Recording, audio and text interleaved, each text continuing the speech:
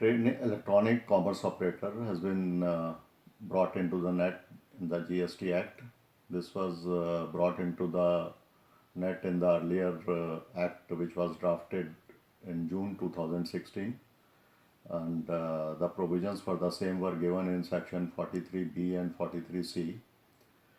It was covering the aggregators as well as the e-commerce operators. But the act which was amended and new act came in November 2016.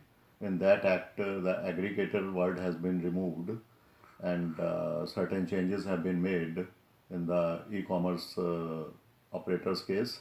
And the most important thing is that in the earlier act, it was mandatory for the e-commerce operator to collect the tax at source and on behalf of the supplier and deposit the same in the government account, and the credit of the same was available to the supplier in his cash ledger.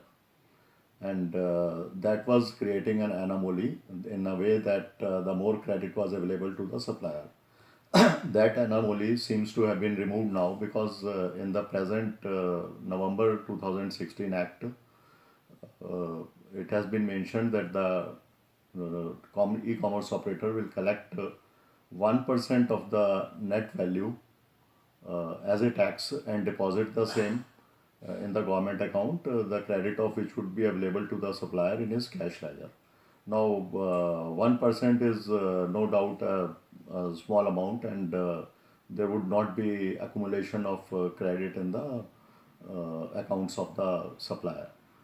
And the net value which has to be worked out by the e-commerce operator is the total aggregate value of his turnover less the value of those goods in respect of which he is to pay the full rate of tax. And the full rate of tax means that under section 8 the government may specify certain e-commerce operators to pay the tax as if they are the suppliers and collect the full amount from the customer and deposit in the government treasury.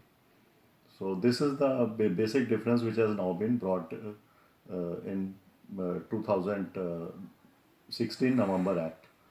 But there is no clarification regarding aggregator, because the definition of aggregator has been deleted as it was earlier in existence in the section 43B of the June 2000.